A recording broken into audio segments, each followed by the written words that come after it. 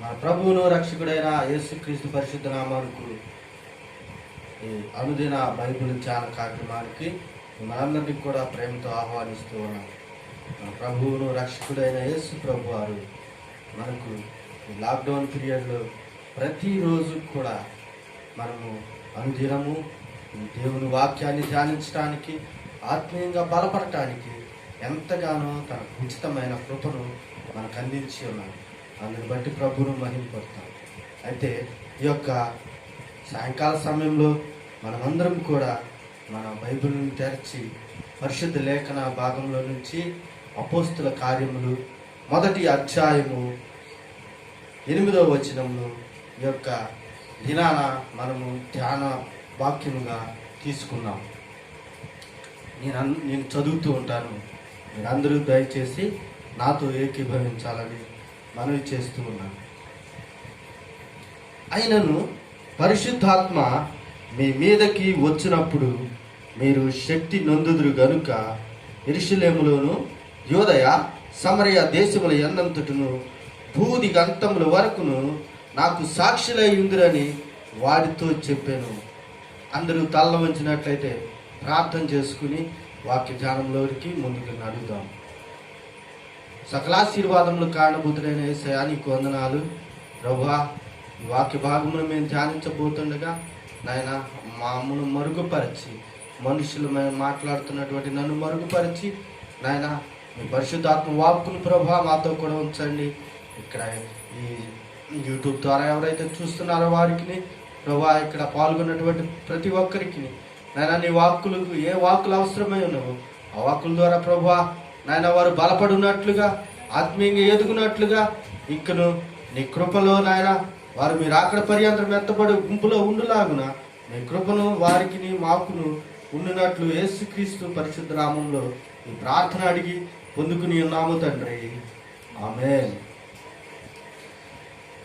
అయినను పరిశుద్ధాత్మ మీ మీదికి వచ్చినప్పుడు మీరు శక్తి నొందుదురు. దేవుని స్తోత్రం చెల్లిద్దాం. హల్లెలూయా. పరిశుద్ధాత్మ మనకు అనుగ్రహించబడినప్పుడు, పరిశుద్ధాత్మ అను వరమును మనము పొందుకున్నప్పుడు అప్పుడు మనకి ఏమొస్తుందంటే శక్తి వస్తుంది. ఎటువంటి శక్తి అంటే ఈ శారీరకమైనటువంటి శక్తి కాదు, కానీ ఆత్మీయ పరమైనటువంటి శక్తిని మనం పొందుకోగలుగుతాం. ఆత్మీయంగా మనం బలపడతాం. ఈ పరిశుద్ధాత్మ శక్తి అనేది మనకు ఎందుకు ఉపయోగపడుతుందంటే మనలను పాపము నుంచి దూరముగా ఉంచుటకు ఈ పరిశుద్ధాత్మ అనేది మనకు ఎంతగానో ఉపయోగపడుతూ ఉంటుంది. పరిశుద్ధాత్మ శక్తి చేసేటువంటి కార్యాలు మనకు కంటికి కనబడవు, చెవికి వినబడవు, మనుష్య హృదయానికి గోచరము కావు. పరిశుద్ధాత్మ శక్తి ద్వారా మనం ఎన్నో అద్భుతాలను మన జీవితాల్లో మనం చూడగలుగుతాం. పరిశుద్ధాత్మ శక్తి ద్వారా మన జీవితాల్లో స్వస్థతలు కలుగుతాయి. మన అనారోగ్య స్థితిలో ఉన్నప్పుడు పరిశుద్ధాత్మ ద్వారా ప్రార్థించినప్పుడు మన జీవితాల్లో మనకున్నటువంటి అనారోగ్యాలు దూరం చేయబడతాయి. ఆత్మీయంగా మనం బలపరచబడతాం. ఆత్మీయంగా మనం ఇంకను పరిశుద్ధాత్మ పూర్ణులై ప్రవచించగలుగుతాం. ఇదిగో ఆత్మ అనేక విధాలుగా మనకు ఉపయోగపడుతుంది.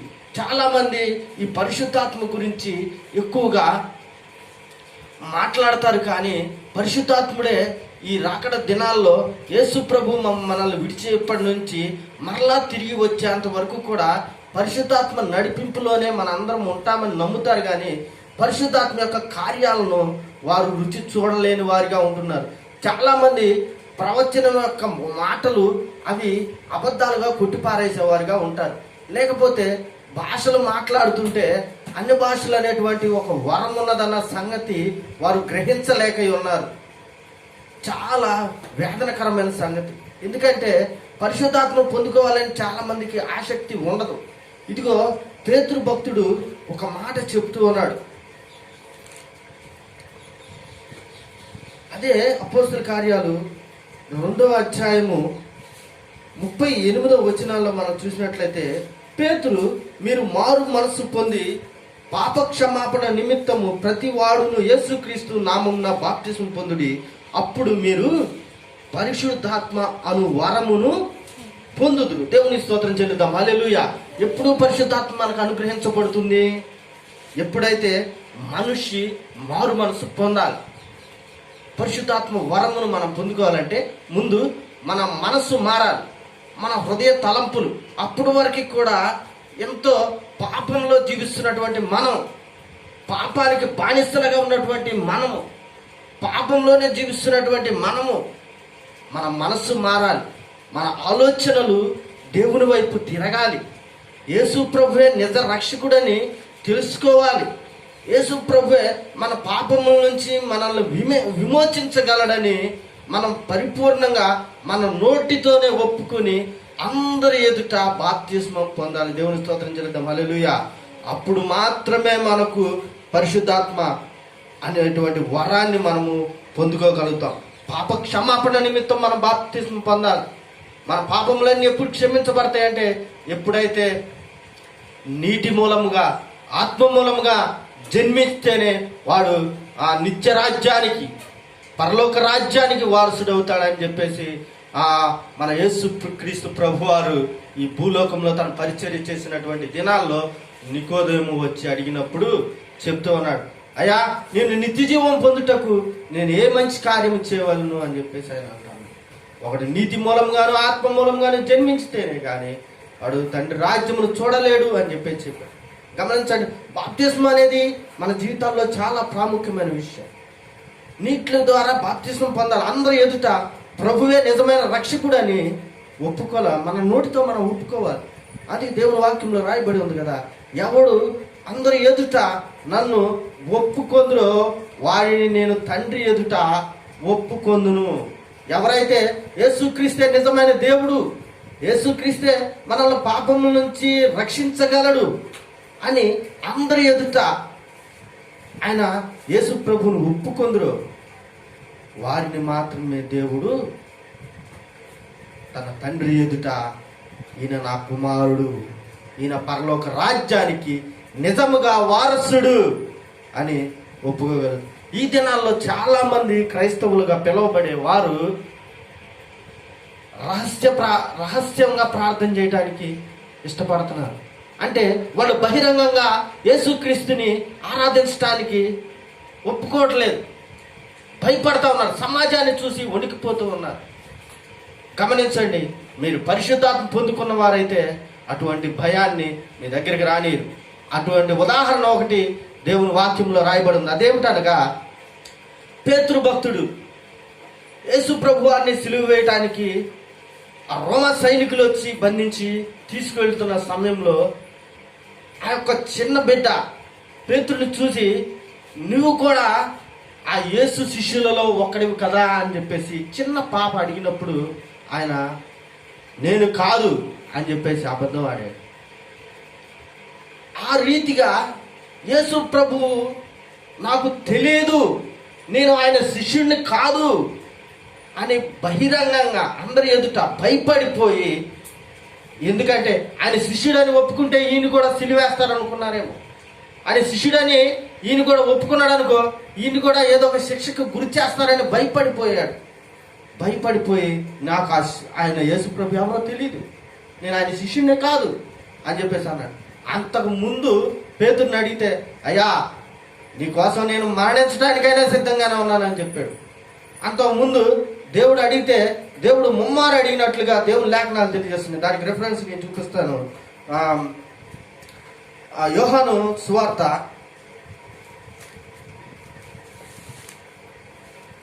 21వ అధ్యాయము 20వ వచనంలో,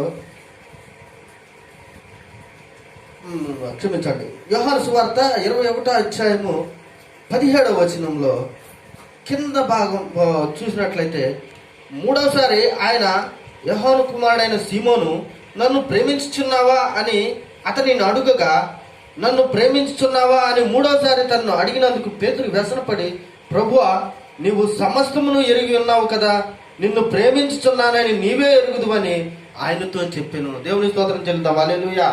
ఏమన్నాడమ్మా పేతురు గారు? ఏమన్నాడు పేతురు గారు? అయ్యా నేను నిన్ను ఖచ్చితంగా ప్రేమిస్తున్నాను, నీ కోసం మరణించడానికైనా సిద్ధంగా ఉన్నాను అని చెప్పేసి అన్నటువంటి పేతురు ఒక చిన్న పాప ఎదుట కూడా యేసు ప్రభువే నా రక్షకుడు, యేసు ప్రభువే నా దేవుడు, యేసు ప్రభువే దేవుని యొక్క కుమారుడు, మనిషి కుమారుడుగా ఈ భూలోకానికి రాబడ్డాడు, మనందరినీ పాపాల నుంచి విమోచించడానికి ఆయన వచ్చాడు అని చెప్పడానికి భయపడిపోయాడటువంటి పేతురు ఎప్పుడైతే పరిశుద్ధాత్మను పొందుకున్నాడో, ఇదిగో ఆయన బహిరంగంగా వచ్చి ఒప్పుకుంటున్నాడు. దేవుని స్తోత్రం చెల్లిద్దాం. హల్లెలూయా. ఎప్పుడైతే పరిశుద్ధాత్మ శక్తిని పొందుకున్నటువంటి వ్యక్తులు ఎవరిని చూసి భయపడరు. ఈ దినాల్లో చాలా మంది క్రైస్తవులు పరిశుద్ధాత్మను పొందుకోలేక, పరిశుద్ధాత్మ గురించి వారికి అవగాహన లేక, పరిశుద్ధాత్మ యొక్క కార్యములు వారికి తెలియక భ్రమలోనే జీవిస్తున్నారు. గమనించండి ప్రియమైన దేవుని బిడ్డలారా, ఆత్మ లేనివాడు నా వాడు కాడు అని చెప్పి దేవుని వాక్యం బయలుపరుస్తుంది. చాలా మంది అంటారు పరిశుద్ధాత్మ పొందుకున్నవారు దేవుడు అల్లరికి కర్త కాదు, దేవుడు పెద్ద పెద్దగా మాట్లాడడం అన్నాడు. దానికి రిఫరెన్స్ అపొస్తలుల కార్యములు 2వ అధ్యాయంలో మనం చూస్తాం. మొదటి వచనం కానించి మనం 3వ వచనం 4వ వచనం వరకు మనం చదివినట్లయితే, పెంతెకొస్తు పండుగ దినము వచ్చినప్పుడు అందరూ ఒక చోట కూటి ఉండి, అప్పుడు వేగముగా వీచు బలమైన గాలి వంటి ఒక ధ్వని ఆకాశం నుండి అకస్మాత్తుగా వారు కూర్చుని ఇల్లంతయు నిండి దేవుని స్తోత్రం చెల్లిద్దాం. హల్లెలూయా. ఎక్కడి నుంచి వచ్చిందంటమ్మా గాలి? పరలోకము నుంచి, ఆకాశము నుండి ఒక బలమైనటువంటి గాలి, ఆకాశం నుండి ధ్వని, పెద్ద ధ్వనితో ఒక మెరుపులాగా, ఒక ఉరుములాగా వాళ్ళు ప్రార్థన చేస్తున్నటువంటి ఆ ఇల్లంతా కూడా నింపబడినట్లుగా మనం చూస్తున్నాం. దేవుని స్తోత్రం చెల్లిద్దాం. హల్లెలూయా. ఈరోజు మనం ప్రార్థన చేస్తే ఆకాశం తెరవబడాలి. మనం ప్రార్థన చేస్తే దేవుని యొక్క శక్తి ఆకాశం నుండి దిగి రావాలి. మనం ప్రార్థన చేస్తే వ్యాధిగ్రస్తులు బాగుపడాలి. మనం ప్రార్థన చేస్తే అప్పుల సమస్యలు తీరిపోవాలి. మనం ప్రార్థన చేస్తే ఎన్నో సంవత్సరాలుగా జైళ్ళలో, ఎన్నో సంవత్సరాలుగా కేసులతో, కోర్టులలో కేసులతో ఉన్నటువంటి సమస్యలతో నలిగిపోతున్నటువంటి వారు విడుదల పొందాలి, పరిశుద్ధాత్మను పొందుకోవాలి. అటువంటి శక్తి కలిగినటువంటి ప్రార్థన ఆదిమ సంఘం చేసింది. వారు ప్రార్థించగా ఆకాశం నుండి పరిశుద్ధాత్మ దేవుడు వారి నివసించున్న చోటికి వాళ్ళు ప్రార్థించున్న ఇల్లంతా కూడా నింపబడ్డాడు. తర్వాత ఏం జరిగిందంటే, మరియు అగ్ని జ్వాలల వంటి నాలుకలు విభాగింపబడినట్టుగా వారికి కనబడిను. వారిలో ఒక్కొక్కరి మీద, ప్రతి ఒక్కరి మీద వ్రాలింది. దేవుని స్తోత్రం చెల్లిద్దాం. హల్లెలూయా, హల్లెలూయా. గమనించండి, ప్రతి ఒక్కరు, ఏ ఒక్కరిని పరిశుద్ధాత్మ విడిచిపెట్టలేదు. అంటే వారందరూ కూడా ఏకాత్మ కలిగి, ఏక మనస్సు కలిగి ప్రార్థన చేశారు. ఈ రోజున మన సంఘాల్లో మనం చూస్తే, మనం ప్రార్థన చేస్తూ ఉంటే, లేకపోతే అందరూ ప్రార్థన చేయండి అమ్మా, కళ్ళు మూసుకోండి అమ్మా అని చెబితే చాలామంది కళ్ళు మూసుకోవట్లేదు. అంటే ఏకాగ్రత లేదు, ప్రార్థన మీద దేవుని సన్నిధి భయం లేదు. ఒక సహోదరి ప్రార్థన చేస్తూ ఉన్నాం, మేమందరం కూడా దేవుని వాక్యం చెప్తాం, అందరూ కలిసి ఒకరికొరకు ఒకరు ప్రార్థన చేయమంటే ఆమె చెవులకి ఏదో దుద్దులు బయట తీసి అవి క్లీన్ చేసుకుంటాం. అమ్మా, దేవుని సన్నిధి అంటే భయం కలిగి ఉండాలి. మనం దేవుని సన్నిధిలో ఉన్నప్పుడు మన ప్రవర్తన జాగ్రత్తగా చూసుకోవాలని చెప్తే వచ్చే వారం నుండి ప్రార్థన రావడం మానేసి, దేవుని స్తోత్రం, హల్లెలూయా.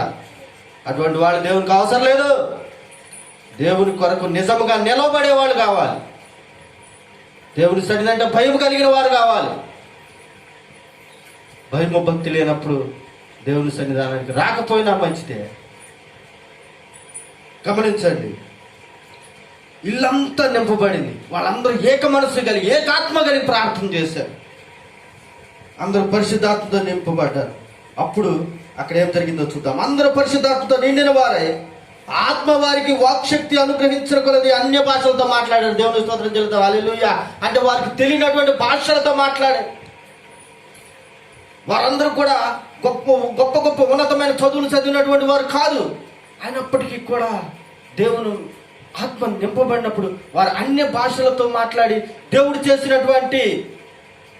దేవుడు వారి జీవితాల్లో చేసినటువంటి కార్యాలను వివరించసాగారంట. దేవుని స్తోత్రం చెల్లిద్దాం. హల్లెలూయా. దేవుని సన్నిధానంలో మనకు కావాల్సిందంటే సాక్ష్యం. ఆయన సాక్షులుగా నిలవబడాలి. అందుకే యోహాను భక్తుడు తన యోహాను పత్రికలో యోహాను భక్తుడు రాస్తూ అంటాడు, మేము వేటిని విన్నామో, వేటిని మా కంటితో మేము చూచామో, వేటిని మా చేతులతో మేము తాకి చూచితిమో. దేవుని స్తోత్రం జరుగుతాం. హల్లెలూయా. వాటిని గురించే మేము సాక్ష్యం ఇస్తున్నాం. అంటే సాక్ష్యము మనం ఇచ్చేవారిగా ఉండాలి. చాలా మంది ఈ రోజున దేవుని యొద్ద నుంచి ఎన్నో మేళ్ళు పొందుకుంటారు. దేవుడు వాళ్ళకి ఉద్యోగాలు లేకపోతే దేవుడు సహాయం చేస్తాడు. అంత మాత్రమే కాదు, వాళ్ళు చదువుల్లో ఉన్నప్పుడు ఎగ్జామ్స్కి వెళ్ళేటప్పుడు పాస్టర్ గారి దగ్గరికి వచ్చి ప్రార్థన చేయమంటారు. మందిరంలోకి వచ్చి ప్రార్థన అవసరం ఇస్తారు. వాళ్ళ కోసం మేము అందరూ ఎంతగానో ప్రార్థన చేస్తాం. సంఘం అంతా కలిసి ఏకంగా ప్రార్థన చేస్తాం ఏక మనసుతో. వారు మంచి మార్కులతో ఉత్తీర్ణత చెందుతారు. వాళ్ళకి మంచి ఉద్యోగాలు వస్తాయి. దేవుని సన్నిధిని విడిచిపెడతారు, దేవుని మర్చిపోతారు. దేవుని సన్నిధికి వచ్చి చిన్న సాక్ష్యం చెప్పడానికి వారు మనసు అంగీకరించదు. ప్రార్థన చేయించుకోవడానికి, దేవుని కార్యాలు పొందుకోవడానికి, దేవుని వద్ద నుంచి మేళ్ళు పొందుకోవడానికి అయితే దేవుని సన్నిధి కావాలి, దేవుని సేవకులు కావాలి, దేవుని పిల్లలు కావాలి.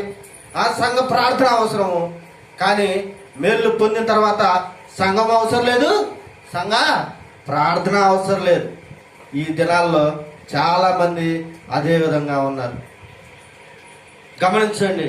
అటువంటి వారిని దేవుడు అన్నాడు కదా, నా నోటి నుండి మిమ్మల్ని ఉమ్మివేయుదును, నా నోటి నుండి మిమ్మల్ని ఉమ్మివేయదలిచి ఉన్నాను. రాటి గ్రంథంలో రాస్తాడు దేవుడు. ఆయన దగ్గర నుంచి మేళ్ళు పొందుకొని నువ్వు నాకు తెలియనట్లుగా ఒక సహోదరుడు ఉద్యోగం రావాలని చెప్పేసి ఎంతగానో ప్రార్థన చేశారంట. ప్రార్థన చేస్తే తనకు ఉద్యోగం వచ్చింది. ఆయన ఆ నెక్స్ట్ వీక్ నుంచి చర్చికి రావడం మానేశాడంట. ఏంటయ్యా, అంతకుముందు రోజు వచ్చేవాడు ప్రార్థనకి, ఇప్పుడు రావడం మానేసి ఏంటంటే, పాస్టర్ గారు ఉద్యోగం వచ్చిందండి, నేను బిజీ అయిపోయాను, ఇప్పుడు ఎలా రామంటావు అని అడుగుతున్నా. అంటే ఉద్యోగం రాకపోతే చక్కగా వచ్చేవాడు. దేవుని స్తోత్రం. హల్లెలూయా.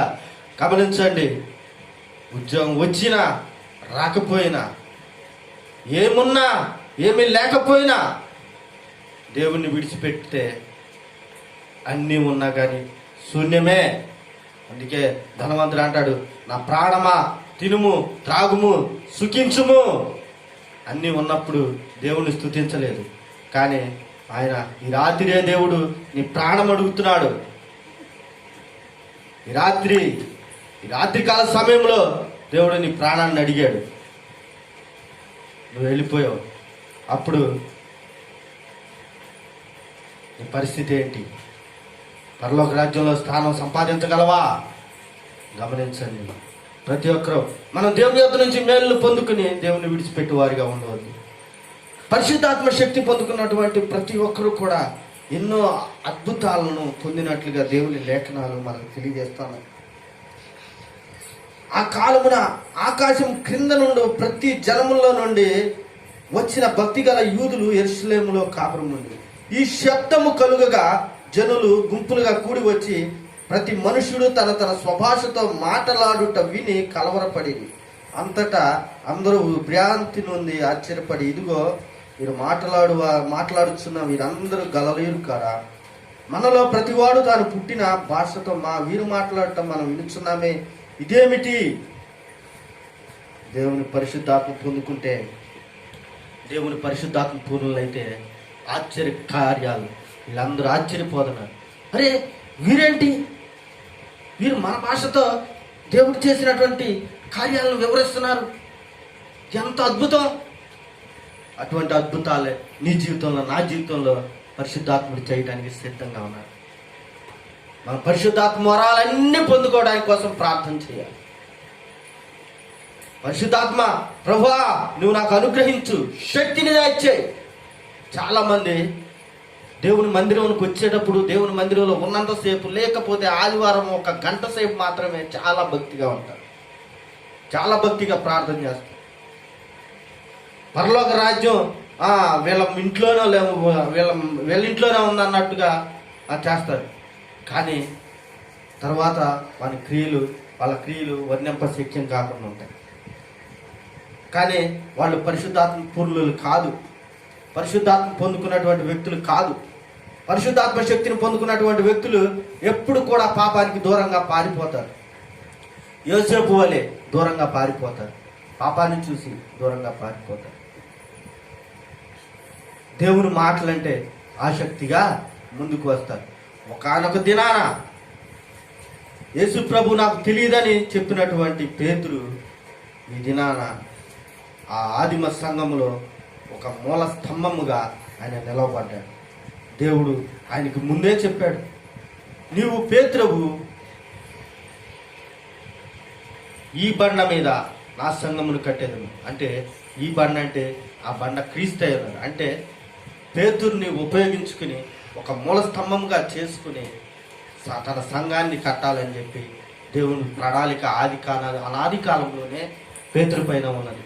కాబట్టి పేతురు పరిశుద్ధాత్మ పూర్ణుడిగా నింపబడినప్పుడు ప్రతి చోట కూడా దేవుని కార్యాలను వివరించడానికి ముందుగా ఆయన లేచి నిలవబడి అనేక సార్లు కూడా ఆయన స్వస్థతలు చేశారు. ఇక ముందున్న సంఘటనలు మనం చూస్తే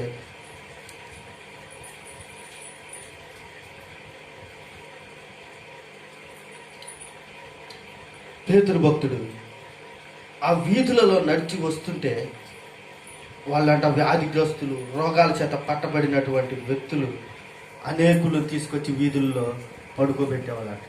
ఎందుకంటే ఆ పరిశుద్ధాత్మ పొందుకున్నటువంటి పేతురు నడిచి వెళ్తుంటే కనీసం ఆ నీడ పడినా చాలు వారికి స్వస్థత జరుగుతుందని. దేవుని స్తోత్రం జరుగుతామా, హల్లెలూయా. పరిశుద్ధాత్మ కార్యమా కాదా? ఇది పరిశుద్ధాత్మ కార్యమా కాదా గమనించండి. దేవుడు బలహీనముగా ఉన్నటువంటి వారిని బలపరిచేటువంటి దేవుడు. అంతకుముందు పేతురుకు శక్తి లేదు. అంతకుముందు పేతురు పిరికివాడిగా ఉన్నాడు, భయపడేవాడిగా ఉన్నాడు. యేసుక్రీస్తు నాకు తెలియదని చెప్పేవాడిగా ఉన్నాడు. యేసుక్రీస్తు భూమి మీద పరిచర్య చేసేటువంటి దినాల్లో ఒకసారి ఒక పడవలో ప్రయాణం చేస్తూ ఉంటే యేసు ప్రభు వారు నీటి మీద నడుస్తూ వస్తాడు. అప్పుడు వీరందరూ కూడా దెయ్యం అనే శిష్యులందరూ భయపడతా ఉన్నారు. అప్పుడు యేసయ్య అన్నాడు, అయ్యా భయపడకొద్దు, నేను యేసయ్యని అని చెప్పగానే, అయ్యా నువ్వు యేసయ్య అయితే నేను కూడా ఆయన నీటి మీద నడిచి వస్తానన్నాడు. నడిచిరా అని చెప్పి దేవుడు ఆజ్ఞ ఇవ్వగానే ఆయన నడిచాడు. తర్వాత అక్కడ లేఖనాల్లో చాలా స్పష్టంగా రాయబడింది ఏంటంటే, గాలి అటు ఇటు కొట్టి చూసి గాలికి భయపడిపోయాడంట. దేనికి భయపడమ్మా? ఆ గాలికి, ఆ తుఫానికి భయపడి ఆయన వాటి వైపు చూశాడు, దేవుని వైపు చూడటం మానేశాడు. వెంటనే ఆయన